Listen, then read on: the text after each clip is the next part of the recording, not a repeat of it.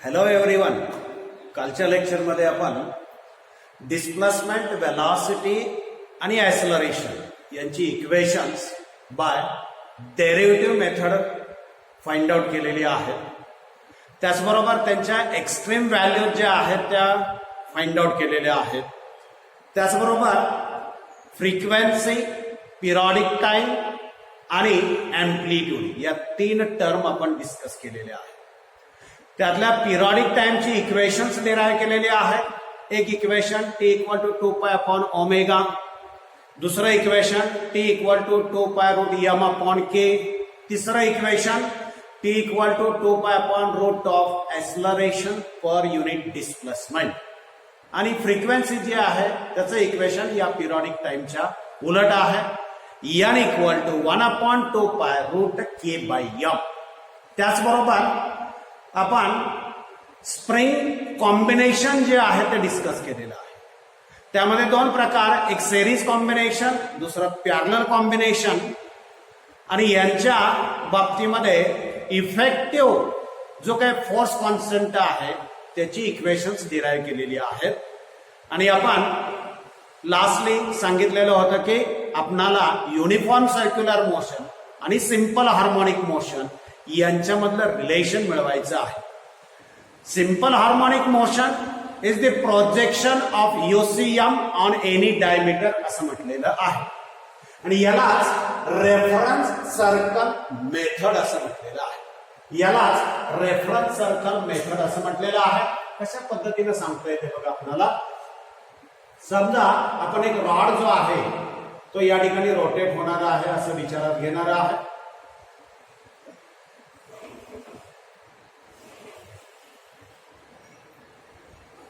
X axis, Y axis आपण indicate करणार आहोत.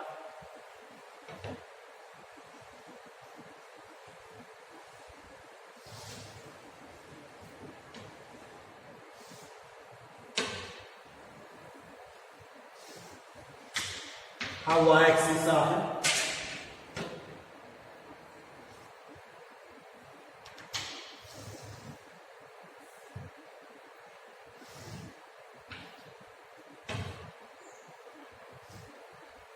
हा एक्स ऍक्सिस आहे.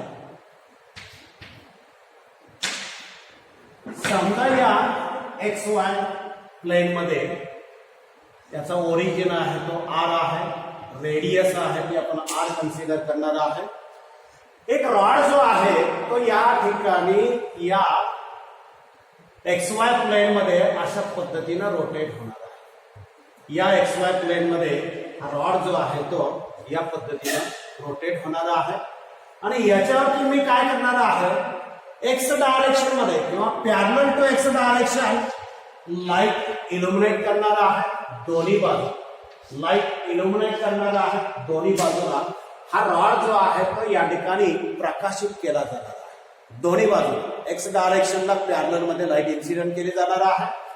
हा रॉड रोटेट होत असताना याचं जे काही टोक आहे, टिप ऑफ द रॉड आहे, त्याची जी काही शॅडो आहे म्हणजे पूर्ण या रॉडची शॅडो जी आहे ती वाय ऍक्सिसला मिळणार आहे. आणि वाय ऍक्सिसला मिळत असताना ही जी काही शॅडो आहे ती आपल्याला या वाय ऍक्सिस वरती या ठिकाणी मिळणार आहे. म्हणजे एवढा पार्ट मिळणार आहे. हा रॉड रोटेट होत असताना आपण जर शॅडो विचारात घेतली, समजा या डायरेक्शन मध्ये असेल तर इथून आपल्याला ही शॅडो अशी मिळणार आहे. आणि ही जी काही शॅडो आहे याची जी काही मोशन आहे ती सिंपल हार्मोनिक मोशन आहे. किंवा हा जर आपण पेंडुलम विचारात घेतला, याला हॉरिझॉन्टल डायरेक्शन मध्ये रोटेट केला असेल, याला आपण नाव दिलेलं आहे कोनिकल पेंडुलम.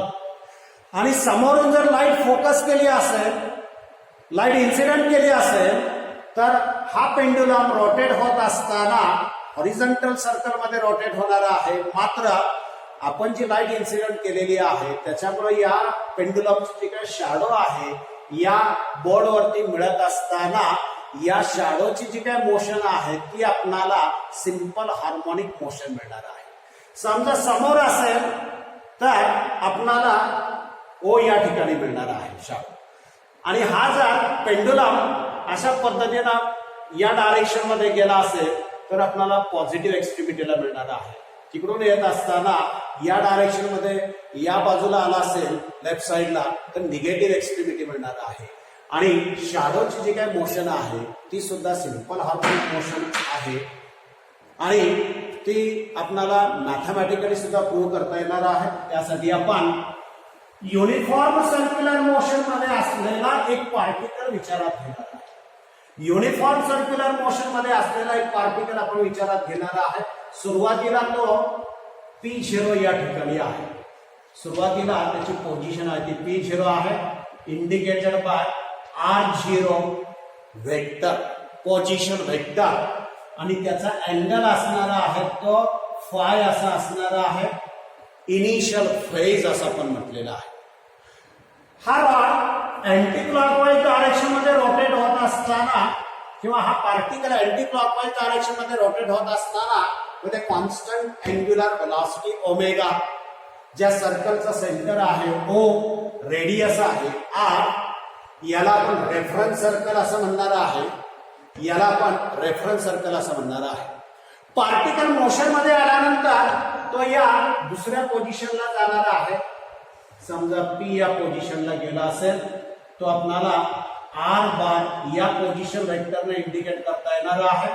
P त्याची पोझिशन आणि तेवढ्या टाइम मध्ये हा पार्टिकल ओमेगा टी एवढा अँगल कव्हर करणार आहे. म्हणजे एकूण अँगल जो मिळणार आहे theta equal to omega T plus phi असं आपल्याला मिळणार आहे. एकूण अँगल आपल्याला ओमेगा टी प्लस फाय असा हा टोटल अँगल थीटा मिळणार आहे आपल्याला. या ठिकाणी हा थीटा जो आहे तो अशा पद्धतीने मिळणार आहे. आता आपण काय करणार आहे बघा, P हा पार्टिकल युनिफॉर्म सर्क्युलर मोशन मध्ये आहे.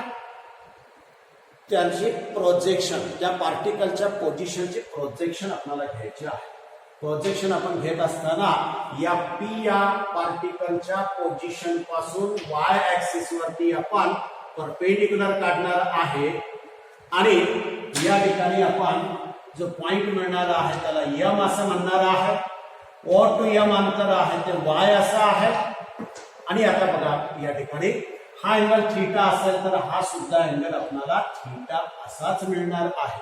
By the geometry of the figure हा अँगल आपल्याला थीटा मिळणार आहे. आणि आता y, r आणि थीटा यांच्यामधलं रिलेशन पाहिजे.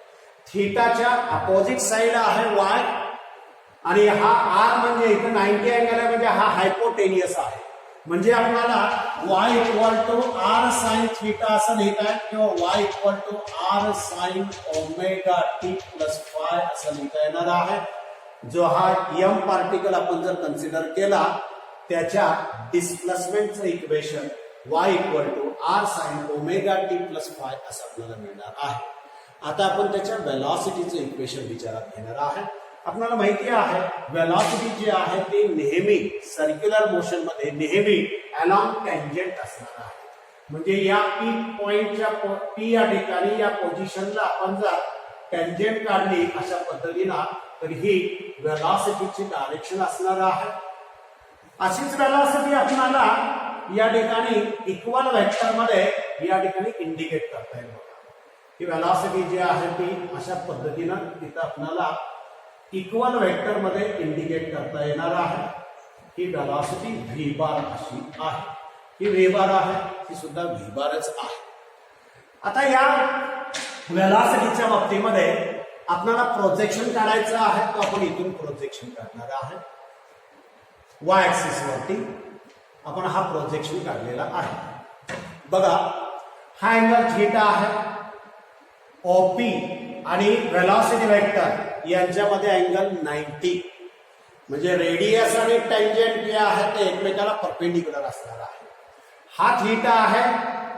या व्ही बार आणि ओपी मधला अँगल जर 90 असेल, हा अँगल जो आहे बघा MPO थीटा आहे आणि ओपी आणि वेलॉसिटी मधला अँगल जो आहे तो 90 आहे. म्हणजे हा जो अँगल आपल्याला P या ठिकाणचा अँगल मिळणार आहे तो 90 मायनस थीटा असा मिळणार आहे. वेलॉसिटी वेक्टरचा हॉरिझॉन्टल बरोबरचा अँगल 90 मायनस थीटा असेल तर व्हर्टिकल बरोबरचा अँगल त्याचा थीटा असायला पाहिजे. म्हणजे या वेलॉसिटी वेक्टरचा हॉरिझॉन्टल बरोबरचा अँगल 90 मायनस थीटा असेल तर हा जो अँगल आहे व्हर्टिकल बरोबरचा तो थीटा असा आपल्याला मिळणार आहे. आणि या एम पासून हे जे काय प्रोजेक्शन आहे, ही जी काय वेलॉसिटी आहे, त्याचा जो काही कंपोनंट आहे तो व्ही वाय असा आपल्याला मिळणार आहे किंवा व्ही वाय बार असं आपण म्हणूया त्याला. हा जो काही वेलॉसिटी आहे कंपोनंट तो व्ही वाय बार असा आपल्याला मिळणार आहे. आणि आता बघा थीटा, व्ही वाय आणि हा व्ही या तिघांमध्ये रिलेशन पाहिजे. थीटा त्याची ऍडजस्टंट साइड आहे. ऍडजस्टंट साइड म्हटल्यानंतर आपल्याकडे कॉस फंक्शन येणार आहे. V y equal to v cos omega T plus phi असं लिहिता येणार आहे. वेलॉसिटीचा या अगोदर आपण डिराईव्ह केलेलं इक्वेशन आहे v equal to r omega cos omega T plus phi. हे या वेलॉसिटीचं इक्वेशन या ठिकाणी मिळवता आलेलं आहे. आणि आता तिसरी टर्म जी आहे, तीन अत्यंत महत्वाच्या term, displacement, velocity, acceleration. Acceleration uniform circular motion मध्ये जो पार्टिकल आहे त्याचं जे ऍक्सलरेशन आहे ते सेंट्रिपिटल ऍक्सलरेशन आहे. म्हणजे directed toward the centre, PO O direction मध्ये आहे. त्याला आपल्याला अशा पद्धतीने सुद्धा दाखवता येणार आहे. हे ऍक्सलरेशन जे आहे ते पीओ या डायरेक्शन मध्ये असणार आहे. हा ऍक्सलरेशनचा वेक्टर आहे. याचं प्रोजेक्शन घ्यायचं असेल तर याच्यापासून आपल्याला वाय ऍक्सिसला अशा पद्धतीनं प्रोजेक्शन म्हणजे परपेंडिक्युलर काढता येणार आहे. आणि याचा हा कंपोनंट जो आहे तो ए वाय असा घेता येणार आहे. ऍक्सलरेशनचा वाय डायरेक्शनचा जो कंपोनंट आहे तो ए वाय, एक्स डायरेक्शनला आहे तो ए एक्स, परंतु आपल्याला एक्स डायरेक्शनच्या कंपोनंट मध्ये इंटरेस्ट नाही, ए वाय. बघा हा अँगल जो आहे तो थीटा आहे. हा 90 मायनस थीटा होणार आहे कारण एक्स आणि वाय ऍक्सिस मध्ये अँगल 90 आहे. बरोबर त्याच्या अपोजिट अँगल हा जो येणार आहे तो 90 मायनस थीटा असा येणार आहे. हा 90 मायनस थीटा, हा 90, म्हणजे या ठिकाणचा अँगल आहे तो आपल्याला थीटा असा मिळणार आहे.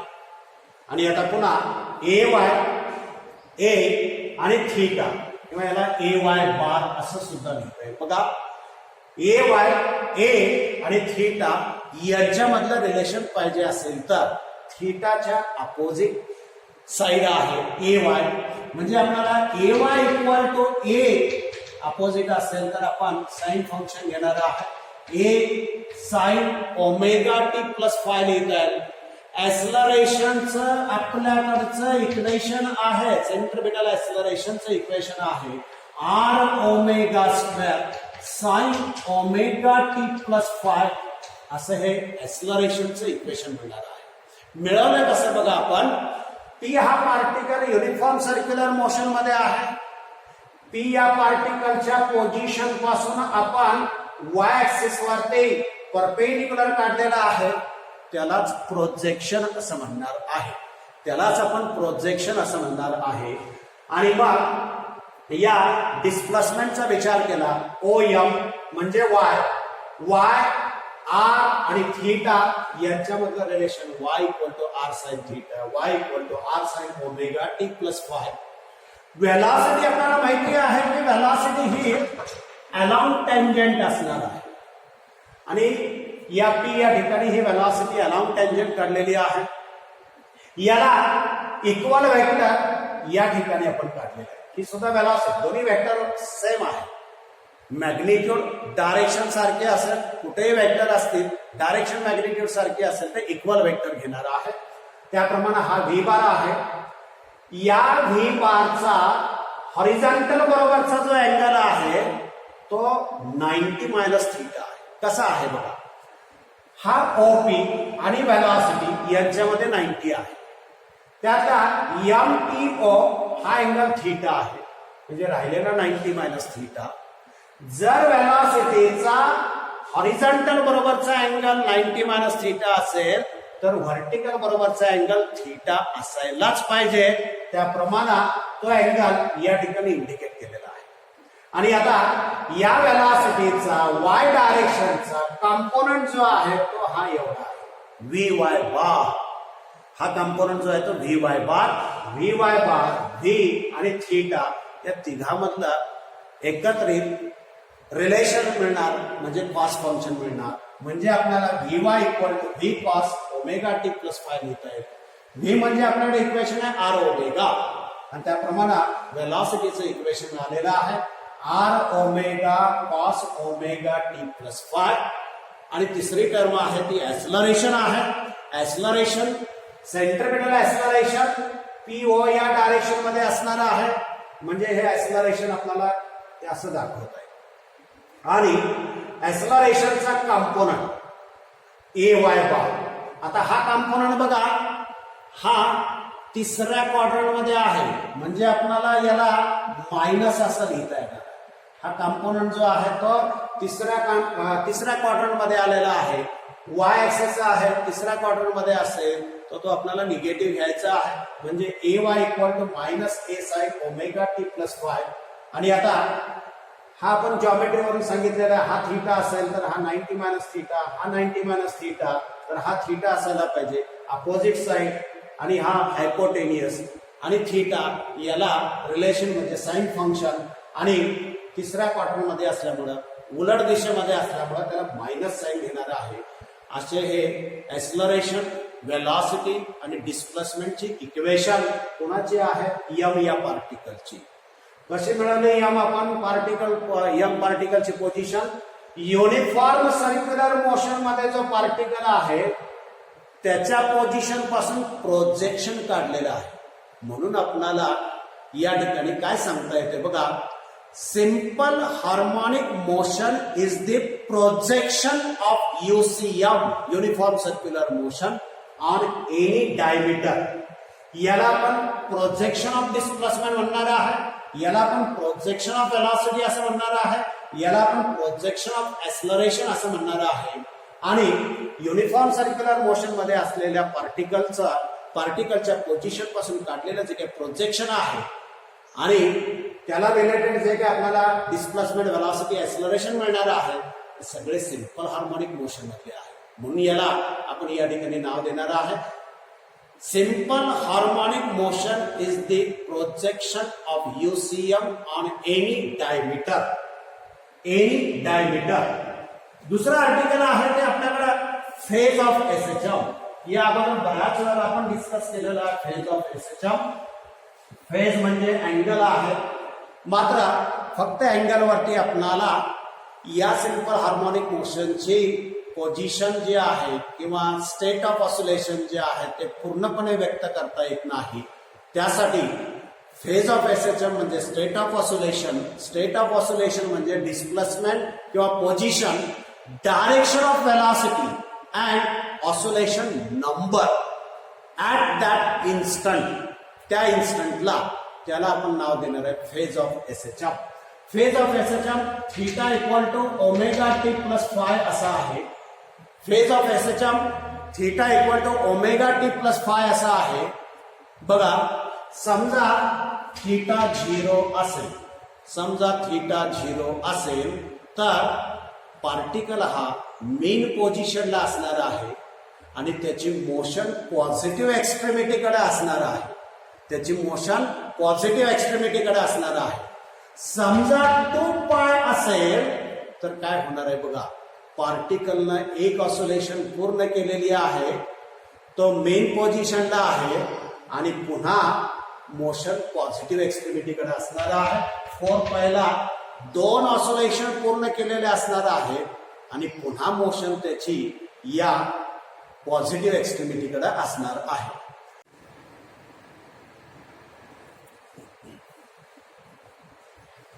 थीटा जर या ठिकाणी पाय असेल तर पार्टिकल हा मेन पोझिशनला असणार आहे मात्र तो निगेटिव्ह एक्स्ट्रीमिटीकडे जाणार आहे.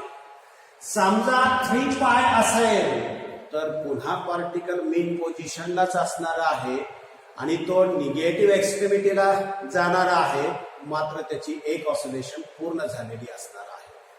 समजा 5 पाय असेल पुन्हा पार्टिकल मीन पोझिशनलाच असणार आहे, मात्र त्याच्या 2 ऑसिलेशन पूर्ण झालेले असणार आहेत. समजा आपण या ठिकाणी थीटाची व्हॅल्यू π/2 अशी विचारात घेतली असेल तर काय लक्षात येते बघा आपल्याला. पार्टिकल एक्स्ट्रीम पोझिशनला आहे, तो पॉझिटिव्ह एक्स्ट्रीमिटीला आहे. पार्टिकल हा एक्स्ट्रीम पोझिशनला आहे, पॉझिटिव्ह एक्स्ट्रीमिटीला आहे. समजा हा जर π/2 असेल तर पार्टिकल हा पॉझिटिव्ह एक्स्ट्रीमिटीलाच आहे, मात्र एक ऑसिलेशन त्याची पूर्ण झालेली आहे. एक ऑसिलेशन जी आहे ती काय पूर्ण झालेली आहे असं आपल्याला म्हणता येणार आहे. समजा पुढच्या पार्टमध्ये थीटा जर 3π/2 असेल, 3π/2 असेल तर पार्टिकल हा एक्स्ट्रीम पोझिशनला आहे, निगेटिव्ह एक्स्ट्रीमिटीला आहे असं आपल्याला म्हणता येईल. निगेटिव्ह एक्स्ट्रीमिटीला आहे असं आपल्याला म्हणता येईल.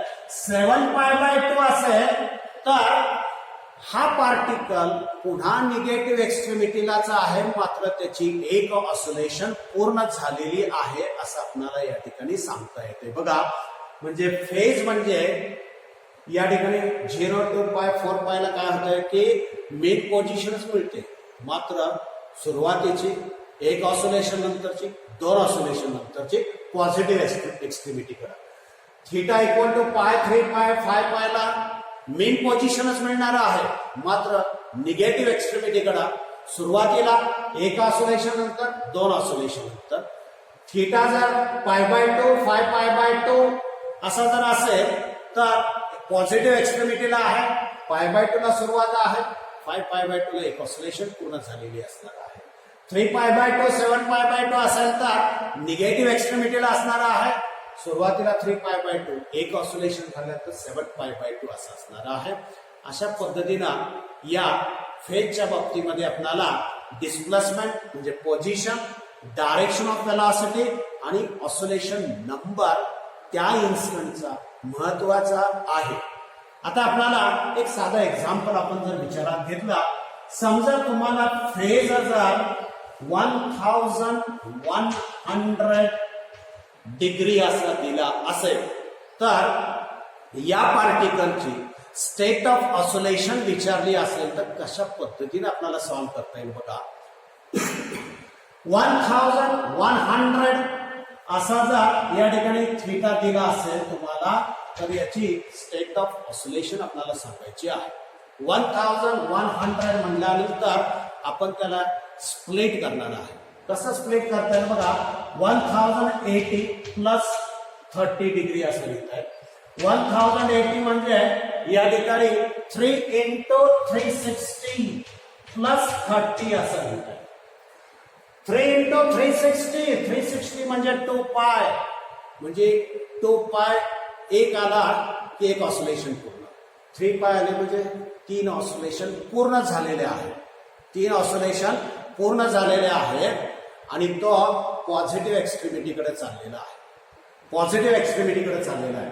आपलं इक्वेशन आहे x equal to a sine काय लिहितात बघा 3 into 2π प्लस 30 असं लिहितात, म्हणजे 6π प्लस 30. 3 ऑसिलेशन पूर्ण झालेले आहे, पॉझिटिव्ह एक्स्ट्रीमिटीकडे जाणार आहे. 6π प्लस 30 म्हणल्यानंतर a साइन 30 असेल. a साइन 30 या ठिकाणी एम्प्लिट्यूडला कॅपिटल ए असं घेतलेला आहे. a साइन 30 म्हणजे आपल्याला प्लस a/2 साइन 30 हाफ, म्हणजे याची पोझिशन आपल्याला 1100 डिग्री जर तुम्हाला अँगल दिला असेल या सिंपल हार्मोनिक मोशन मधल्या पार्टिकलचा, तर त्याची स्टेट ऑफ ऑसिलेशन काय येणार आहे बघा. आफ्टर 3 ऑसिलेशन 4th ऑसिलेशन मध्ये असताना पॉझिटिव्ह एक्स्ट्रीमिटीकडे जात असताना a/2 ही त्याची पोझिशन असणार आहे. a/2 ही त्याची पोझिशन असणार आहे. म्हणजे बघा, एक म्हणजे डिस्प्लेसमेंट, दुसरी वेलॉसिटी आणि तिसरी number of oscillation. Oscillation number सुद्धा फार महत्वाचा आहे फेज मध्ये. असं या फेज वरचं एक एक्झाम्पल आहे या ठिकाणी. त्याचबरोबर आपणाला तिसऱ्या पार्ट मध्ये बघा graphical representation of displacement, velocity and acceleration. Graphical representation of displacement, velocity and acceleration. आपल्याकडे इक्वेशन आहे, डिस्प्लेसमेंटचं इक्वेशन आहे x equal to a sin omega t plus phi, x equal to a sin omega t plus phi. समजा particle mean position पासून start होत असेल आणि positive एक्स्ट्रीमिटीला जात असेल तर फायची व्हॅल्यू 0. जर तो मेन पोझिशनला आहे, निगेटिव्ह एक्स्ट्रीमिटीला जात असेल तर फायची व्हॅल्यू पाय आहे. म्हणून आपण पॉझिटिव्ह एक्स्ट्रीमिटी घेतलेली आहे. x equal to a sin omega t असं मिळणार आहे. वेलॉसिटी म्हणजे याला डिफरन्शिएट करणार आपण आणि डिफरन्शिएट केलं की a omega cos omega t असं मिळणार आहे. ऍक्सलरेशनचं equation a omega square minus a omega square sine omega t असं आपल्याला मिळणार आहे. म्हणजे particle start from mean position towards positive extremity आणि त्याच्या डिस्प्लेसमेंट, वेलॉसिटी, ऍक्सलरेशनची इक्वेशन्स आणि आपल्याला हे ग्राफिकली रिप्रेझेंट करायचे आहे. आपण एक ऑसोलेशनचा विचार करणार. एका ऑसोलेशन मधला टाइम जो आहे तो पिरियडिक टाइम, त्याचे 4 पार्ट करणार आहे. अँगल असेल तर 2 पार्ट, त्याचेही आपण 4 पार्ट करणार आहे आणि एक टेबल तयार करणार आहे. यावरून आपल्याला डिस्प्लेसमेंट, वेलॉसिटी आणि ऍक्सलरेशनच्या व्हॅल्यूज या ठिकाणी मांडता येणार आहे.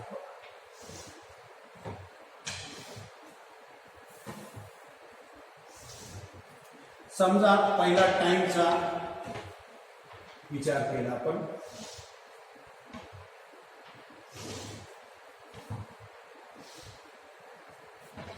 दुसरा अँगलचा विचार केला आपण.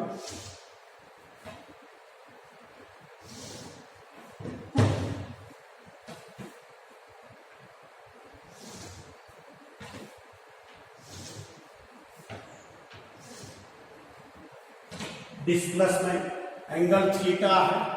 त्यानंतर या ठिकाणी डिस्प्लेसमेंट, वेलॉसिटी आणि ऍक्सलरेशन या तिघांचं ग्राफिकल रिप्रेझेंटेशन आपल्याला या ठिकाणी बघायचं आहे.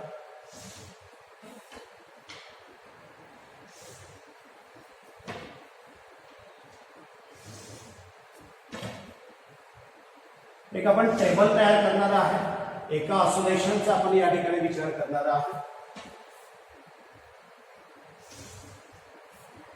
सुरुवात 0, अँगल 0 याच्या व्हॅल्यूज आपण फाइंड आउट करणार आहोत.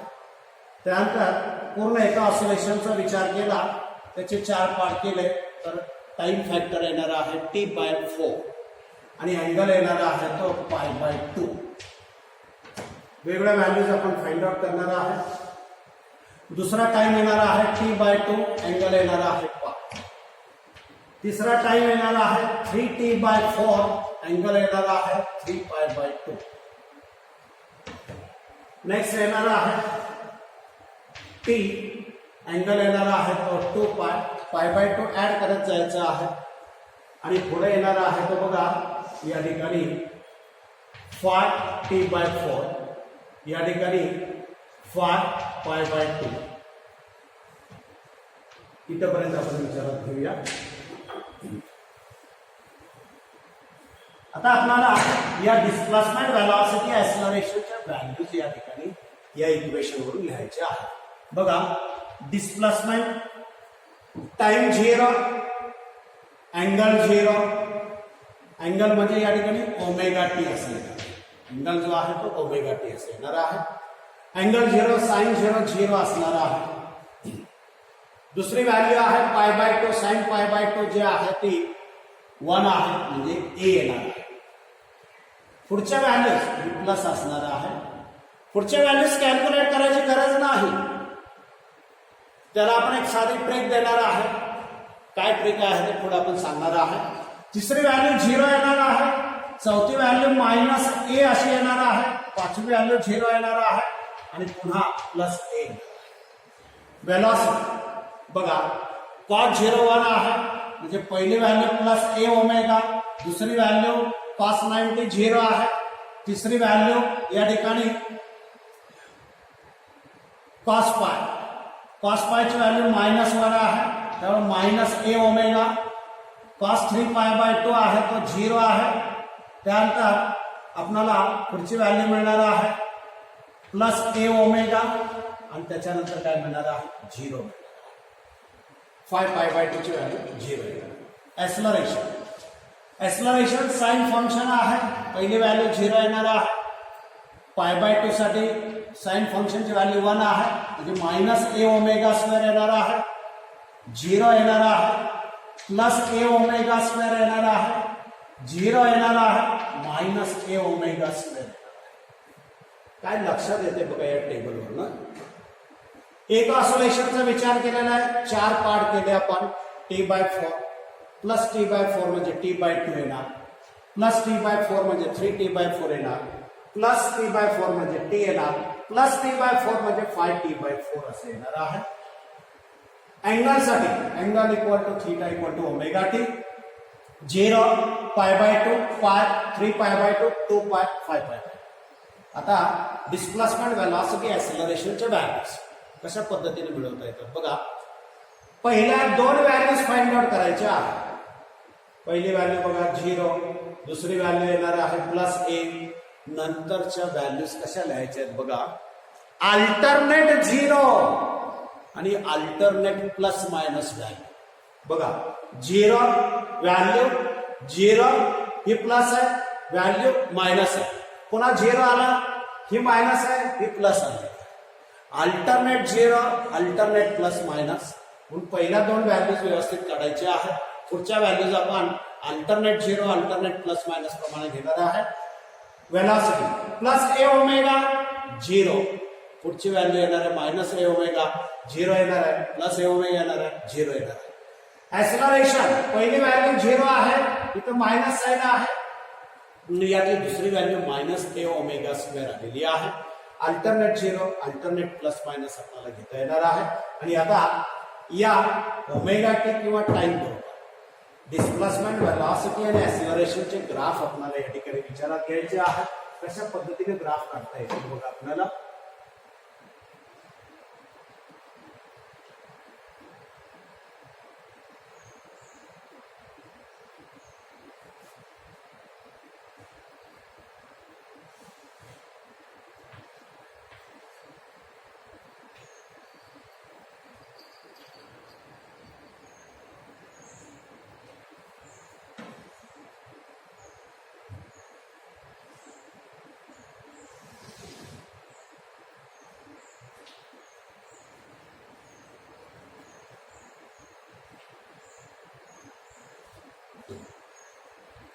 डिस्प्लेसमेंट वेलॉसिटी ऍक्सेलरेशन समजा आपण टाइम बरोबर घेतला असेल, टाइम किंवा अँगल कुठला वेळ घेता येतो आपल्याला.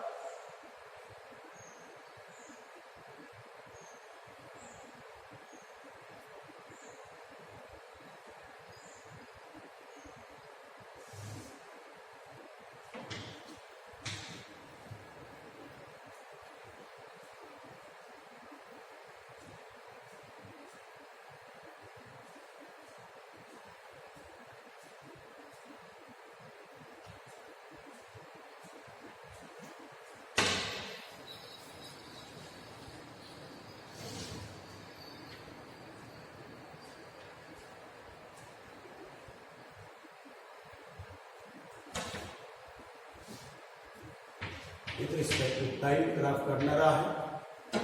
मी आता दुसऱ्या पार्ट मध्ये ऍक्सेलरेशन.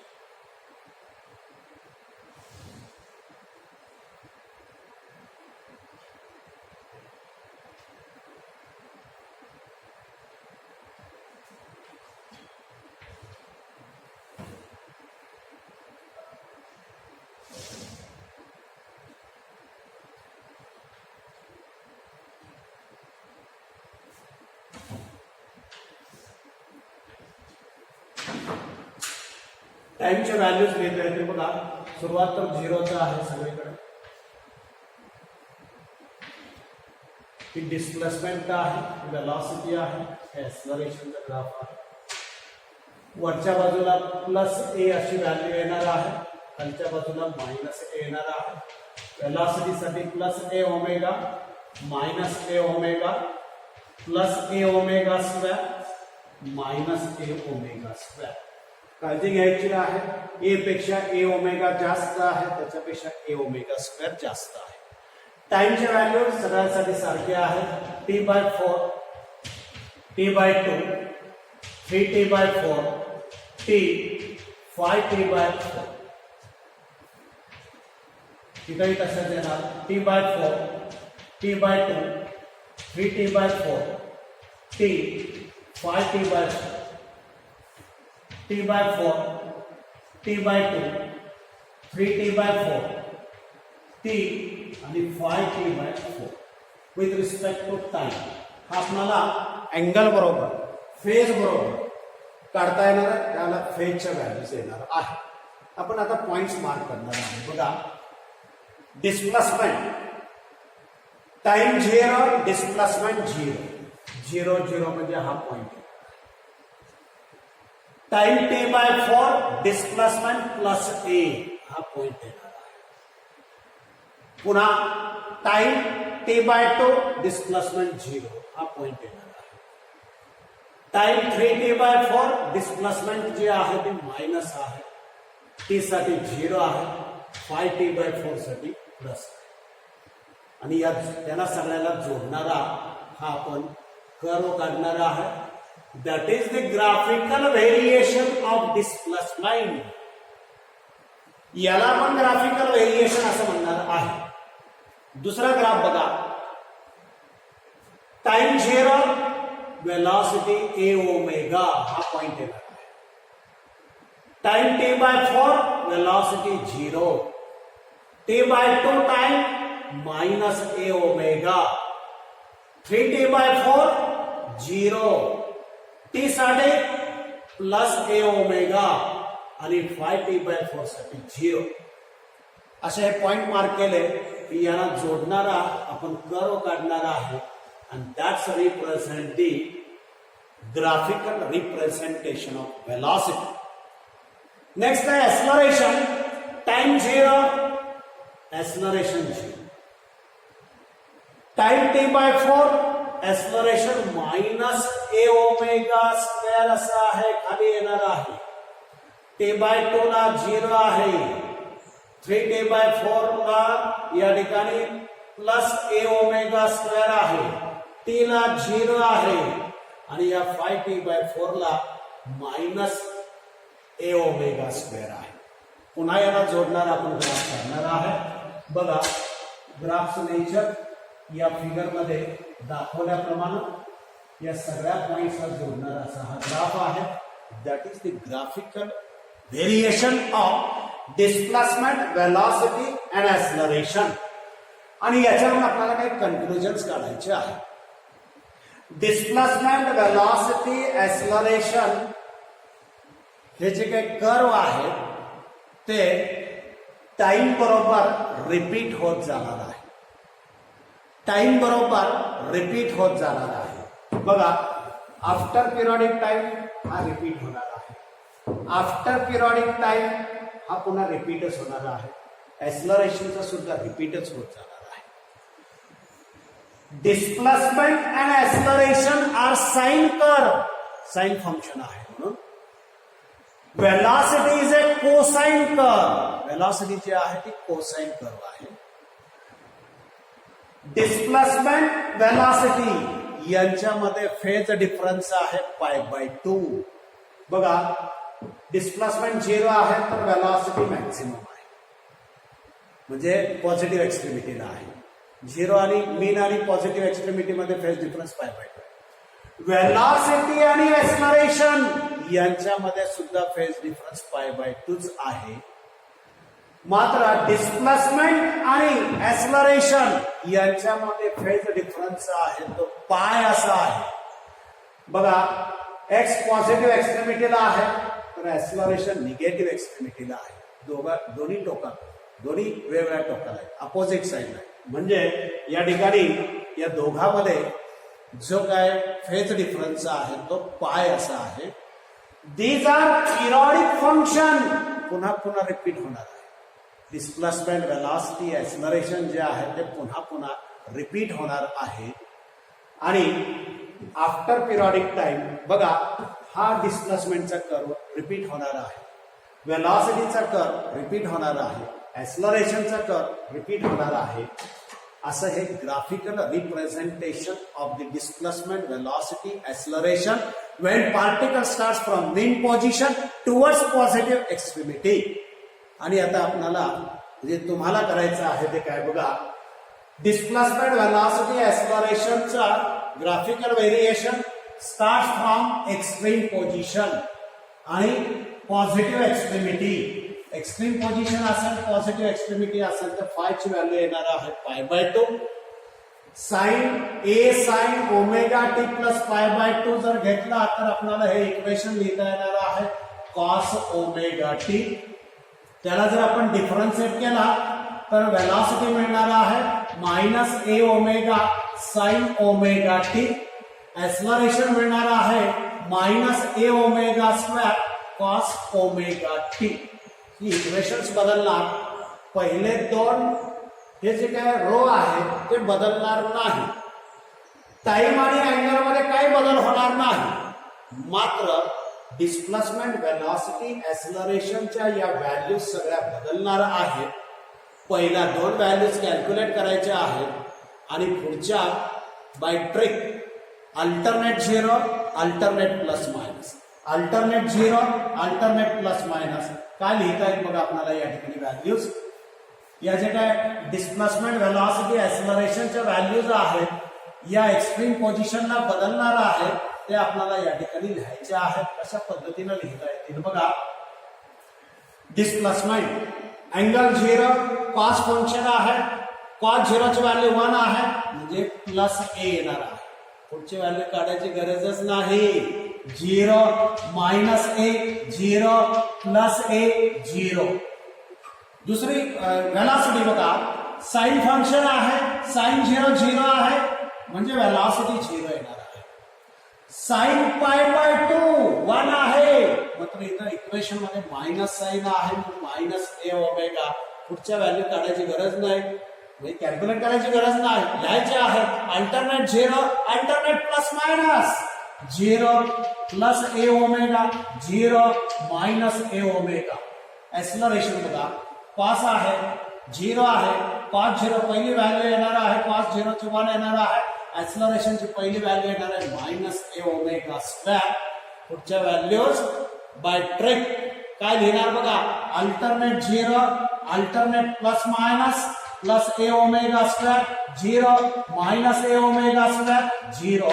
आणि या टेबलवरून आपल्याला पुन्हा अशाच पद्धतीनं एकतर टाइम बरोबर असेल किंवा फेज म्हणजे अँगल बरोबर असेल. अँगल जर असेल तर अँगलचे कॉर्डिनेट्स या ठिकाणी लिहायचे आहेत. अँगल जर असेल तर अँगलचे कॉर्डिनेट्स या ठिकाणी लिहायचे आहेत आणि या व्हॅल्यू ज्या आहेत त्याच्याप्रमाणे पॉइंट मार्क करायचे आणि ते ग्राफ्स काढायचे आहेत. काढून ठेवा. आपल्याला काही शंका असेल तर तुम्ही मला विचारू शकता. Graphical variation of displacement, velocity, acceleration when particle starts from extreme position towards positive extremity. म्हणून हा फाय जो आहे इनिशियल फेज आहे तो π/2 घेतलेला आहे. जर निगेटिव्ह एक्स्ट्रीमिटीला असेल तर 3π/2 असा घ्यायला पाहिजे आपल्याला. आपण या व्हॅल्यूज काढलेल्या आहेत, फक्त ग्राफ तुम्ही काढायचे आहेत. काढून बघा आणि पुस्तकामध्ये दिलेलेच आहेत. तुम्ही व्हेरीफाय करा, स्वतः होमवर्क करा ते. आणि आता उद्याच्या लेक्चरमध्ये आपण composition of simple harmonic motion discuss करणार आहे. तुमच्याकडे PDF फॉर्म मध्ये पुस्तकं आहेत, थोडं काही वाचता आलं तर वाचा, नसेल तर उद्या मी कंपोजिशन ऑफ SHM जे आहे sine function, sine formula, sine A+B या फॉर्म्युल्यावरती आपल्याला सिम्प्लिफाय करायचं आहे. ठीक आहे, उद्याच्या लेक्चरमध्ये आपण कंपोजिशन ऑफ SHM डिस्कस करणार आहे.